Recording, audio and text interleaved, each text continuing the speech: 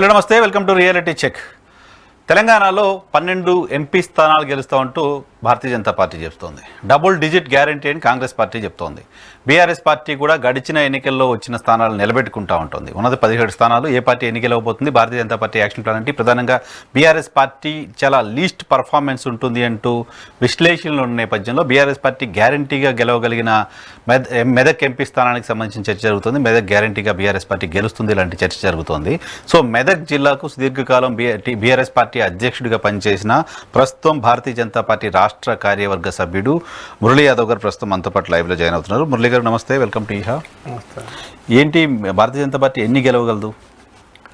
Bharatiya Janata party ఇప్పుడున్న పరిస్థితుల్లో 12 నుంచి 15 స్థానాలు ఖచ్చితంగా గెలుస్తాయి. ఆ 2 స్థానాలు కూడా అన్నిటికన్నీ మేమే గెలుస్తామని అనుకుంటున్నాం. ఎందుకంటే గతంలో దేశంలో ఎప్పుడా ఒక స్థాయికి వచ్చే పరిస్థితిలో రామమందిర నిర్మాణం 500 సంవత్సరాల ఈ దేశ ప్రజల కళ అట్లా నిజం చేసిన నరేంద్ర మోడీ గారు నిస్వార్థంగా అవినీతికి దూరం ఉండి ఏ దానికి కూడా జోలికోకుండా దేశంలో ఆర్థిక పరిస్థితిని 11వ స్థానం నుంచి 5వ స్థానం తీసుకొచ్చిండు. ఇవాళ మేధా వర్గాలు కూడా ఏ సర్వేలు చేయించుకున్నా, ఏబిఎన్ సర్వే కాదు, ఏ సర్వేలు చేయించుకున్నా సరే ఇవాళ ప్రపంచ దేశాలలో 3వసారి మళ్ళీ నరేంద్ర మోడీ గారే ప్రధానమంత్రి అవుతాడని చెప్తున్నారు. కాబట్టి అంత మచ్చలేని నాయకుడు ఇవాళ రైల్వేస్ కానీ ఎయిర్వేస్ కానీ అన్నిటిని కూడా ముందుకు తీసుకుపోతూ ఏ రాష్ట్రంలో ఏ పార్టీ అధికారంలో ఉన్న ప్రాంతీయ పార్టీలోనా కూడా అక్కడ రోడ్డు వ్యవస్థను కానీ ముఖ్యంగా మహిళల కోసం ఏ ప్రధాని కూడా దశాబ్దాల పాటు ఆలోచించలే. ఇవాళ నరేంద్ర మోడీ గారు ప్రధానమంత్రి అయిన తర్వాత స్వచ్ఛ భారత్ పీరియడ్ మీద పల్లెటూర్లలో కూడా తాండాలలో కూడా మరుగుదొడ్లు స్వచ్ఛ భారత్ నిర్మించి గ్రీన్ చేసే పరిస్థితికి వాళ్ళు వచ్చింది. అన్ని చేస్తే మీరు అసెంబ్లీ ఎన్నికల్లో ఎందుకు మరి 8 సీట్లు గెలుచుకున్నారు? ఇక్కడ స్థానికంగా ఎవరున్నా దేశంలో మాత్రం వాళ్ళు ఉండాలని. ఎందుకంటే గతంలో కొన్ని ఈ చిన్న చిన్న అపోహలు వచ్చేసి కాంగ్రెస్ పార్టీ ఇలా ఒక తప్పుడు ప్రచారం చేసింది. ఏమనంటే బీఆర్ఎస్ పార్టీ బీజేపీ పార్టీ ఒకటైనా అని చెప్పేసి తప్పుడు ప్రచారం చేయడం వల్ల ఇవాళ కాంగ్రెస్ పార్టీ అధికారంలో వచ్చింది. కర్ణాటకలో కూడా ఇలా కాంగ్రెస్ పార్టీ అధికారంలో ఉన్న ఒక్క ఎంపీ సీటు కూడా పార్లమెంటు గెలిచే పరిస్థితి లేదు. కాబట్టి ఈరోజు దేశంలో మోడీ ఉండాలి, ఫిరేక్ బార్ మోడీ కా సర్కార్ అని ప్రతి ఒక్కరు కూడా అంటున్నారు. పార్టీల ఖచ్చితంగా ఇవాళ బీజేపీ పార్టీ అధికారంలోకి వస్తుంది. కేంద్రంలో 350 నుంచి 400 సీట్లు తప్పకుండా గెలుస్తుంది. మళ్ళీ నరేంద్ర మోడీ గారే ప్రధానమంత్రి అవుతారు.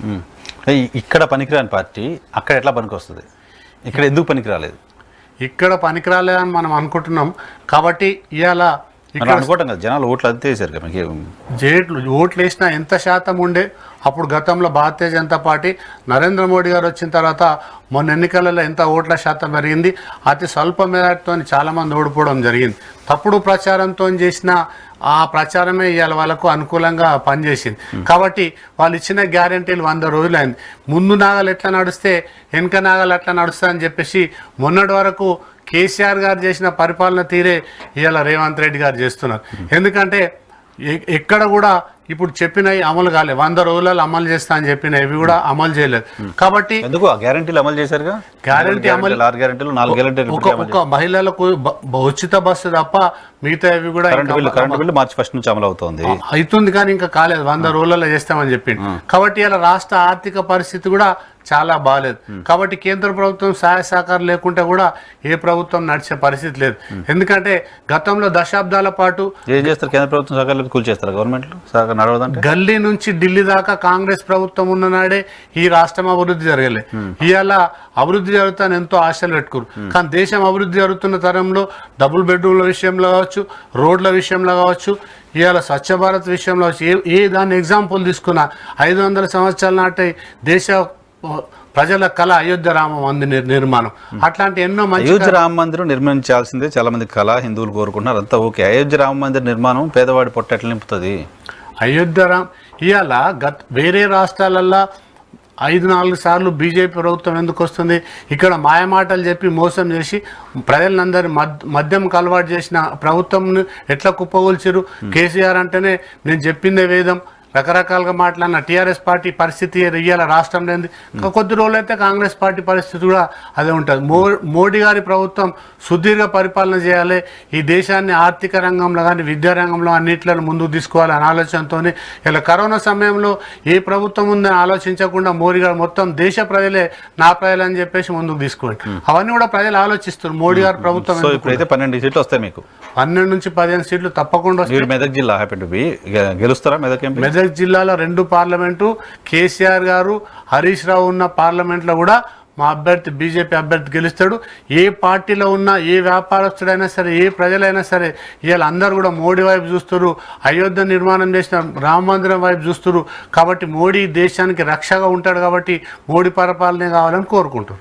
ఏంటి మెదక్లోనో జహీరాబాద్లోనో గెలవడానికి ఏంటి భారతీయ జనతా పార్టీకి ఉన్న అస్త్రాలు ఏంటి? ఏం చెప్పి ఓట్లాడుతారు అక్కడ పర్టికులర్? ఇక్కడ ఎంపీలు గతంలో 2 బీఆర్ఎస్ పార్టీలు మెదక్లో జహీరాబాద్ కానీ మెదక్ పార్లమెంట్కి ఎంపీలు ఉన్నా కానీ ఇవాళ రైల్వేస్ కానీ, నేషనల్ హైవేస్ కానీ, నాందేడ్ రోడ్ కానీ, ఇవాళ పూణే రోడ్ కానీ, నర్సాపూర్ బాలనగర్ నుంచి మెదక్ రోడ్ కానీ ఎన్నో రోడ్ల అభివృద్ధి జరిగింది. అట్లనే గ్రామ పంచాయతీలకు నేరుగా నిధులు ఇచ్చిన రాష్ట్ర కేంద్ర ప్రభుత్వం ఏదన్నా ఉన్నట్టే కేంద్ర ప్రభుత్వం నరేంద్ర మోడీ గారి నుంచి వచ్చిన డబ్బులే తప్ప సర్పంచ్లు ఇవాళ ఆత్మహత్యలు చేసుకున్న పరిస్థితి గత ప్రభుత్వంలో ఉండే. ఈ మోడీ గారు డబ్బులు రాకపోతే ఇవాళ ఏంది పరిస్థితి? కాబట్టి ఇవాళ అన్ని రకాలుగా దేశంలో ఉన్న అన్ని రంగాలను ముందుకు తీసుకుపోతూ వైద్య రంగాన్ని కూడా ఇవాళ ముందుకు తీసుకుపోతుంది. కాబట్టి ఈ ప్రభుత్వాలు చెప్పిన మాటలు నిలబెట్టుకోలేదు. మోడీ అంటే ప్రజలలో ఒక నమ్మకం ఏర్పడ్డది. మోడీ గ్యారంటీలు ఏమన్నా ఉంటే ఆయన చెప్పిన మాట ఇంప్లిమెంట్ చేస్తారని చెప్పేసి. ముఖ్యంగా దేశంలో మాత్రం గల్లీలో ఎవరున్నా సరే ఢిల్లీలో మాత్రం మోడీ గారు ఉండాలని చెప్పి అందరి ఆలోచన ఉంది. తప్పకుండా దానికి అనుకూలంగానే ఈ రాష్ట్రంలో దశాబ్దాల పాటు వేరే వేరే పార్టీలు పరిపాలించినాయి. ఎప్పుడా ఈ ఉమ్మడి రాష్ట్రం ఉన్నప్పుడు కానీ తెలంగాణలో కానీ ఏపీలో కానీ భారతీయ జనతా పార్టీ అధికారం రాలేదు. కాబట్టి ప్రజలందరూ కూడా ఈసారి పార్లమెంటుకు పంపించి వచ్చేసారి మోడీ గారి ప్రభుత్వాన్ని బలపరుద్దాం. వీళ్ళు ఎన్నికలలో మాయమాటలు చెప్తున్నారు, చెప్పింది చేస్తలేరు. కాబట్టి మోడీ గారు ఏదైనా చెప్తే నమ్మకంగా చెప్పింది చేస్తారని ప్రజలకు ఒక విశ్వాసం కలిగింది. మెదక్ పార్లమెంట్లో కానీ ఆల్మోస్ట్ జహీరాబాద్ పార్లమెంట్లో ఒక సీటు ఉన్నట్టుంది బీజేపీకి. మెదక్ పార్లమెంట్లో ఒక సీటు కూడా లేదు ఎమ్మెల్యేలు. అంటే 3rd ప్లేస్లో ఉన్నారు మీరు అక్కడ. ఇది అసెంబ్లీ ఎన్నికలు వచ్చిన ఓట్లను బట్టి చూస్తే అసెంబ్లీ ఎన్నికలు వేరు, పార్లమెంట్ ఎన్నికలు వేరు.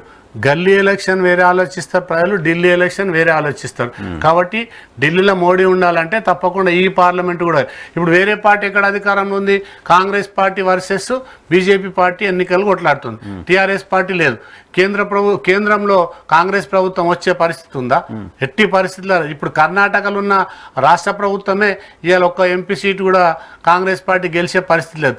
కాబట్టి ప్రజలందరూ కూడా ఆలోచిస్తారు ఢిల్లీలో మోడీ ఉంటేనే మంచిగా ఉంటుంది, ఇక్కడ ఏ పార్టీ ఉన్నా సరే. ఆ పార్టీ నాయకులు కూడా మోడీ గారికి ఓటేసే ఆలోచనలు ఉన్నారు. కాంగ్రెస్ పార్టీ కొత్తగా వచ్చింది.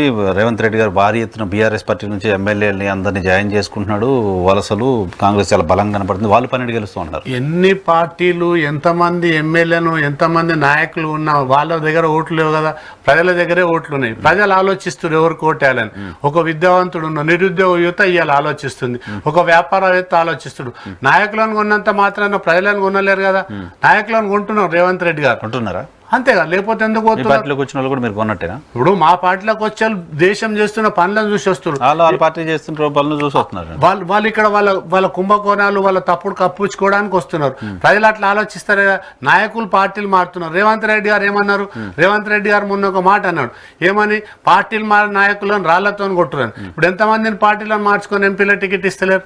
అది ఒక ముఖ్యమంత్రి ఉండి అట్లా మాట్లాడడం కరెక్ట్ కాదు. ఎందుకంటే ఇవాళ ప్రజలు పరిపాలన విధానాన్ని ఎట్లా పరిపాలిస్తారని ఆలోచిస్తారు. ఇలా రాజకీయాలన్నీ ఎట్లయినా ఏ నాయకుడు పొద్దుగాల ఏ పార్టీలు ఉంటాడో సాయంత్రం ఏ పార్టీలు ఉంటాడో తెలియని పరిస్థితులలో ఇలా రాష్ట్ర ప్రభుత్వాలు ఉన్నాయి. మొన్నటి వరకు టీఆర్ఎస్ పార్టీలో గెలిచిన ఎమ్మెల్యేలు అందరూ కూడా ఇలా కాంగ్రెస్ వైపు పోతున్నారు. వాళ్ళు ప్రజలకు ఏమామి ఇచ్చారు? కాంగ్రెస్ పార్టీ అధికారంలోకి వస్తే, బీఆర్ఎస్ పార్టీ అధికారంలోకి వస్తే మీ పని చేస్తామని చెప్పారు. ఆ నమ్మకం లేకనే ఇవాళ పార్టీలు మారుతున్నారు. కాబట్టి ఇవాళ కేంద్ర ప్రభుత్వం అట్లాంటి పరిస్థితి ఉంటే కేంద్ర ప్రభుత్వం తప్పుడు మాటలు చెప్పి ఇవాళ అధికారంలోకి వస్తుంది. అధికారం రాకున్నా సరే, రాష్ట్రంలో అధికారంలోకి రాకున్నా సరే, కేంద్రం నుంచి వచ్చే నిధులు ప్రతిది కూడా దామాషా ప్రకారంగానే మిగతా అంశాలలో చిట్ట చివర జనాలంతా ఢిల్లీ ఎలక్షన్ ఒకలాగా, గల్లీ ఎలక్షన్ ఒకలాగా చూస్తే, గల్లీ ఎలక్షన్లో సరే కాంగ్రెస్ పార్టీ కోటేశారు. అందరూ ఢిల్లీ ఎలక్షన్లో బీజేపీ వైపు చూస్తారని మీరు చెప్పింది నిజమైతే లీడర్లు కూడా చూడాలి కదా బీజేపీ వైపే.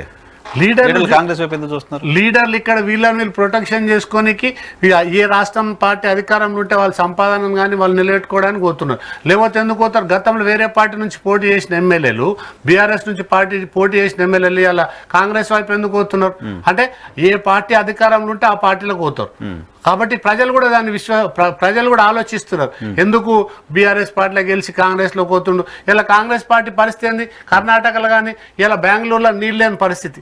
కాంగ్రెస్ పార్టీ అధికారం ఉందిగా, రేపు ఢిల్లీలో కాంగ్రెస్ పార్టీ అధికారంలోకి వస్తా. దశాబ్దాల పాటు ఢిల్లీలో కాంగ్రెస్ పార్టీ అధికారం. కర్ణాటకలో నీళ్ళు లేకపోతేనో, ఆంధ్రప్రదేశ్ లో నీళ్ళు లేకపోతేనో, తెలంగాణ నీళ్ళు లేకపోతే బీజేపీకి ఏం సంబంధం లేదు. సంబంధం ఉంది. సంబంధం ఉండి కూడా ఇవాళ కేంద్ర ప్రభుత్వం ఇక్కడ ఈ రాష్ట్ర ప్రభుత్వంలో మిషన్ భగీరథ ద్వారా నీళ్లు ఇచ్చింది. గతంలో ఇచ్చినప్పుడు నరేంద్ర మోడీ బీజేపీ పార్టీ కేంద్ర ప్రభుత్వం వాటా ఉంది. కానీ ఇక్కడ చెప్పేటప్పుడు నాయకులు అట్లా చెప్పలే. చెప్పేటప్పుడు మిషన్ భగీరథ కేంద్ర ప్రభుత్వం ఏమి ఇవ్వాల. కేంద్ర ప్రభుత్వం సిఫారసు చేస్తే కూడా కేంద్ర ప్రభుత్వం డబ్బులు లేదనే కదా బీఆర్ఎస్ వాళ్ళు మొన్నటా చెప్పింది. వాళ్ళు చెప్తున్నారు. నరేంద్ర మోడీ గారిని ఇనాగ్రేషన్ పిలిచి ఇవాళ దేశ ప్రధాని మోడీ గారిని పిలిచి ఏం చెప్పిండు? ఇట్లాంటి నిస్వార్థపరుడు ఉండాలని కేసీఆర్ గారు చెప్పిన విజువల్స్ అన్ని కూడా ఉన్నాయి. ఇలా మిషన్ భగీరథ పూర్తి సహాయ సహకారాలు కేంద్ర ప్రభుత్వంతో ఉన్నాయని వేదికల మీద చెప్పిన విజువల్స్ ఉన్నాయి. అట్లా మాట్లాడితే ఎట్లా? ఇప్పుడు మొన్నటి వరకు లిక్కర్ స్కామ్ లో ఉన్న కవిత గురించి ఏం మాట్లాడారు? ఎవరో ఈడీ వస్తారట అంటే ఎప్పటికీ ఒక రాచరిక పరిపాలన కాదు కదా. మీరు బలవంతంగా ఎలక్షన్ కోసం బీఆర్ఎస్ దెబ్బతీయడం కోసం కవితను అరెస్ట్ చేశారని కదా. అట్లా చేసేది ఉంటే ఈ రాష్ట్రం కూడా అందుకే అరెస్ట్ చేశారు. ఇలా రాష్ట్రంలో అధికారంలోకి రావడానికి ఈ పని ఎమ్మెల్యేల కన్నా ముందే అరెస్ట్ చేస్తున్నారు. ఎందుకు చేయలేరు? అన్ని సాక్ష్యాధారాలు పెట్టి ఈడీ పిలిచినప్పుడు సమాధానం చెప్పడానికి పోవాలి. రిఫ్యూజ్ చేస్తుంది కాబట్టి సందర్భం వచ్చినప్పుడు అరెస్ట్ చేస్తామని చెప్పారు. ఒకవేళ ఈ రాష్ట్రంలో కూడా బీజేపీ పార్టీ అధికారంలోకి రావాలనుకుంటే కవితను మొదలు అరెస్ట్ చేస్తుంది కదా. చేయలేరు. ఎందుకు చేస్తారు? అధికారంలోకి రావాలని అనుకోలేదా మీరు? లేకపోతే అధికారంలోకి రావాలని ఏదైనా పూర్తి సమాచారం తీసుకొని సాక్ష్యాధారాలు వచ్చిన తర్వాత అరెస్ట్ చేయాలని పార్టీ నాయకులు బండి సంజయ్ లాంటి వాళ్ళు రేపు అరెస్ట్ అయింది, ఎల్లుండి అరెస్ట్ అవుద్ది, మనం అరెస్ట్ చేయకపోతే ముద్దు పెట్టుకుంటారు అని మాట్లాడారు కదా. అవును, ఇప్పుడు కూడా మాట్లాడతారు కదా. ఇప్పుడు రేపు ఎల్లుండి అరెస్ట్ అయిందని చెప్పి అప్పుడు ఎందుకు అరెస్ట్ చేయలేదు? మీకు ఎట్లా తెలుసు అరెస్ట్ అవుతుంది? ఏజెన్సీ చేసేది పార్టీకి ఎట్లా తెలిసింది? అంటే అప్పుడు ఈడీ నోటీస్ ఇచ్చి పిలిచింది. నోటీస్ ఇచ్చి పిలిచిన వాళ్ళందరూ అరెస్ట్ చేస్తారా? ఎన్నిసార్లు? 4 సార్లు, 9 సార్లు కేజ్రీవాల్ పోకపోతే కేజ్రీవాల్ కూడా అరెస్ట్ చేసి వచ్చింది ఒకసారే. ఆమె ఎన్నిసార్లు పిలిచినా సరే పోయింది కదా. పోయింది, ఢిల్లీకి వెళ్ళి కలిసింది, 4 సార్లు ఎంక్వైరీ చేసి వచ్చిన కూడా ఏం చెప్పింది? మళ్ళీ 3 సార్లు పిలిస్తే పోలేదు. పోకపోతేనే కదా తర్వాత నోటీసులు ఇచ్చి అరెస్ట్ చేసింది. ఆధారాలు సరిగా దొరికిన తర్వాత ఎవరినైనా అరెస్ట్ లేకుండానే అరెస్ట్ చేస్తారని మీరు ఎందుకు మాట్లాడారు? ఇప్పుడు మీ పార్టీ ఎందుకు మాట్లాడారు? ఆధారాలు లేకుండా అరెస్ట్ చేస్తే ఆధారాలు ఉన్నాయి, సరైన సమయంలో అరెస్ట్ చేస్తారని చెప్పారు. ఈడీ దగ్గర ఆధారాలు ఉన్నది బీజేపీకి ఎట్లా తెలిసిందని? ఈడీ దగ్గర ఆధారాలు ఉన్నాయి తెలిస్తే ఇప్పుడు ఈడీ చెప్తే మోడీ గారు చెప్తే ఈడీ విన్నారు కదా. సాక్ష్యాధారాలు ఉంటేనే అరెస్ట్ చేస్తారు. వీళ్ళకి కూడా ఒక చట్టాలు కోర్టులు ఉన్నాయి కదా. ఇలా మన సుప్రీంకోర్టులో వీళ్ళందరూ ఢిల్లీలో ముఖం వేసారు కదా. ఇప్పుడు కేటీఆర్ గాని హరీష్ రావు గారు కానీ ఢిల్లీలో లీగల్ గా ఎవరు లీగల్ గా పోతారు. ఇప్పుడు కవితను అరెస్ట్ చేయడం మీకు డ్యామేజ్ కదా? మాకెందుకు డ్యామేజ్ అవుతుంది? చట్టం పని చట్టం చేసుకుంటూనే పోతుంది. చట్టం చేసినట్లేదు, బీజేపీ చేసినట్టు అనిపిస్తారు. ఏ ప్రభుత్వం అధికారంలో ఉంటే ఆ ప్రభుత్వం చేసినట్టు ఉంటుంది. ఇప్పుడు కేసీఆర్ గారు ఉన్నప్పుడు ఏది చెప్తారు? ఇప్పుడు ఇంజనీర్ల స్కెచ్లు కూడా ఆయన వేసిండు, కాళేశ్వరం స్కెచ్లు కూడా ఆయన వేసిండు. నేను చెప్పిందే కదా. ఈ ప్రభుత్వం అట్లా కాదు కదా. ఇప్పుడు ఇక్కడ నరేంద్ర మోడీ గారు ఒక్కరే ఉంటారని కాదు కదా. మోడీ గారు అందరు ఆలోచన తీసుకొని ముందుకు పోతుండు. అన్ని ఇప్పుడు గతంలో ఇప్పుడు ఎక్కడన్నా ఎగ్జాంపుల్ తీసుకుంటే మిషన్ కాకతీయ కానీ స్వచ్ఛ భారత్ కానీ లేకపోతే ఇప్పుడు ఏ ఫండ్స్ తీసుకున్న రాష్ట్ర ప్రభుత్వం రావాల్సిన నిధులన్నీ కూడా ఈ నేషనల్ హైవేస్ కానీ రైల్వేస్ కానీ సికింద్రాబాద్ రైల్వే స్టేషన్ కానీ ఈ రాష్ట్రంలో జరిగిన అభివృద్ధిలో ఎంత వాటా ఉంది? అప్పుడు మోడీ గారు ఇక్కడ రాష్ట్ర ప్రభుత్వం బీజేపీ ప్రభుత్వం లేదని ఆలోచించలే కదా. సర్పంచ్లకు డబ్బులు ఇస్తే బీజేపీ సర్పంచులు లేరని ఆలోచించలే కదా. అప్పుడు అందరికి సమానం. అన్ని రాష్ట్రాలు నా ప్రజలే. వ్యాక్సిన్ కరోనా వ్యాక్సిన్ అప్పుడు కూడా ఖచ్చితంగా అన్ని రాష్ట్రాలకు ఇస్తూ విదేశాలకు పంపించే పరిస్థితి మోడీ గారు చేసింది. దేశ ప్రజలందరూ నా ప్రజలే అనుకోవాలి కదా. ప్రధానమంత్రి వీళ్ళు అట్లా అనుకోలేరు కదా. ఈ ప్రాంతీయ పార్టీలో కేసీఆర్ గారు చేశారని చెప్తున్నాడు కదా. ఆయన కూడా కరోనా బ్రహ్మాండంగా హ్యాండిల్ చేశారని చెప్తున్నారు. ఇతర రాష్ట్రాలలో ఇక్కడ ఉంటే కూడా భోజనం ఆయనే పెట్టించారని చెప్తున్నారు. ఇతర రాష్ట్రాలకు పెట్టిండి, ఇతర రాష్ట్రాల్లో ఫండ్స్ ఇచ్చిండు. అప్పుడున్న ఆరోగ్య శాఖ మంత్రి ఈటల రాజేందర్ గారు ఎట్లా పంపించిండో తెలియదా? ఆయన ఈటల రాజేందర్ బయటకి ఎందుకు పంపించిండు ఆరోగ్య శాఖ మంత్రి నాకు తెలియదా? అందుకని ఇదంతా ప్రజలే కదా నిర్ణేతలు, ప్రజలే కదా దేవుళ్ళు. ప్రజలు టీఆర్ఎస్ పార్టీకి బుద్ధి చెప్పారు కదా. ఇలా నాయకులు అందరూ కూడా చెప్తారు కదా. ఇలా అన్ని కుంభకోణాలు బయటకు వస్తున్నాయి కదా. రేపు అట్లనే వస్తాయి. కాంగ్రెస్ పార్టీ పరిస్థితి ఏంటి? గెలుస్తారా? ఈటల రాజేందర్ పేరు తీసుకొచ్చారు మీరు కాబట్టి అడుగుతున్నా. ఈటల రాజేందర్ అంటే అందరికి తెలుసు ఎంత నిజాయితీపడు స్వచ్ఛందంగా ఉంటాడు. కాబట్టి ఆయన ఎక్కడి నుంచి నిలబడ్డా గెలుస్తాడు. ఈటెల రాజేందర్ గెలుపును ఎవరు కూడా కాదనలేరు. ఓకే, గతంలో మల్కాజ్గిరిలో ఈ ముఖ్యమంత్రి గెలిచినా కేంద్ర ప్రభుత్వం వేరు, రాష్ట్ర ప్రభుత్వం వేరు. ఈటెల రాజేందర్ గారు గెలుపు ఎప్పుడో ఖాయమైంది. మెజార్టీ కోసం ప్రయత్నం చేస్తున్నారు. ఇవాళ ఈటెల రాజేందర్ను పార్టీలో ఖచ్చితంగా గెలిపించుకోవాలన్న ఆలోచన అందరి లోపల వచ్చింది. బండి సంజయ్ గారిని కానీ ఇలా అరవింద్ కానీ మా మెదక్లో రెండు పార్లమెంటు కూడా ఖచ్చితంగా భారతీయ జనతా పార్టీ గెలుస్తుందని చెప్తున్నాం. Right sir, thank you very much. మాకు సమయం కేటాయించినందుకు ఇది వాళ్ళ రియాలిటీ చెక్. రేపటి షోలో మళ్ళీ కలుద్దాం. చూస్తూ ఉండండి ఈహె టీవీ.